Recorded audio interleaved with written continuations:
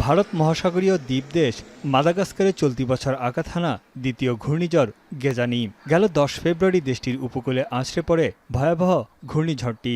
এ সময় বাতাসের গতিবেগ ছিল ঘণ্টায় প্রায় ১৮৫ থেকে ২৭০ কিলোমিটার পর্যন্ত।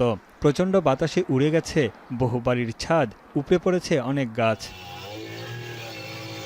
এক সপ্তাহ পার হলেও এখনও ক্ষয়ক্ষতি কাটিয়ে উঠতে পারেনি মাদাগাস্কার। ঘূর্ণিঝড় গেজানির তাণ্ডবে প্রাণহানি অর্ধশত ছাড়িয়েছে। দেশটির দুর্যোগ ব্যবস্থাপনা দপ্তর জানিয়েছে, ঘূর্ণিঝড়ের আঘাতে আহত ৮ শতাধিক এবং এখনও নিখোঁজ বেশ কয়েকজন। বাস্তুচ্যুত হয়েছেন ১৬,০০০-এর বেশি মানুষ। মাত্র ১০ দিন আগেই ফিতিয়া নামের একটি ঘূর্ণিঝড় মাদাগাস্কারে আঘাত হানে। এতে প্রাণ হারান অন্তত ১৪ জন। বাস্তুচ্যুত হয়েছিল ৩১,০০০-এর বেশি বাসিন্দা। সেই ক্ষত এখনও বয়ে বেড়াচ্ছে মাদাগাস্কার। এদিকে সোমবার নিউজিল্যান্ডের নর্থ আইল্যান্ডে ভারী বৃষ্টিপাতে সৃষ্ট আকস্মিক বন্যায় বিপর্যস্ত হয়ে পড়েছে জনজীবন। সেতু ও রাস্তাঘাট ভেঙে অচল হয়ে পড়েছে সড়ক যোগাযোগের বড় একটি অংশ। যানবাহন ও সড়কের বিভিন্ন অংশে উপড়ে পড়েছে গাছপালা। বিদ্যুৎ বিচ্ছিন্ন হয়ে আছে ৩০,০০০-এর বেশি স্থাপনা। শক্তিশালী ঝড়ের দাপটে বিঘ্নিত ফ্লাইট, ট্রেন ও ফেরি চলাচল। এছাড়া দেশটির সাউথ আইল্যান্ডেও ভারী বৃষ্টিপাতে দেখা দিয়েছে আকস্মিক বন্যা।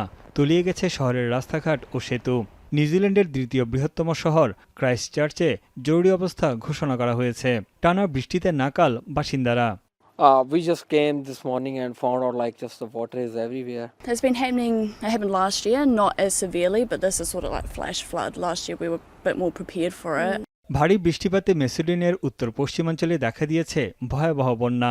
প্লাবিত হয়েছে বহু ঘরবাড়ি ও স্থাপনা। নদীর পানি উপচে বর্জ্য ও আবর্জনা ঢুকে পড়েছে বসতবাড়িতে। নিরাপদ আশ্রয়ে সরিয়ে নেওয়া হয়েছে কয়েকশো মানুষকে। ফ্রান্সের লট এড গারনে ভয়াবহ বন্যার নাটকীয় দৃশ্য দেখা গেছে। ২ দিন ধরেই বন্যার পানি বেড়ে তলিয়ে গেছে আশপাশের অঞ্চল। এই অঞ্চলটিকে বন্যার জন্য লাল সতর্কতা জারি করেছে স্থানীয় কর্তৃপক্ষ। যুক্তরাজ্যের গ্লুচেস্টারশায়ারের টিওক সেভারি এবের পাশের সেভার্ন নদী উপচে প্লাবিত হয়েছে চারপাশ। রাস্তাঘাট ডুবে অনেকটা বিচ্ছিন্ন হয়ে গেছে অঞ্চলটি। গোটা শহরটি এখন ভাসছে পানির উপর। তানভীর চনি, এখন বিশ্ব।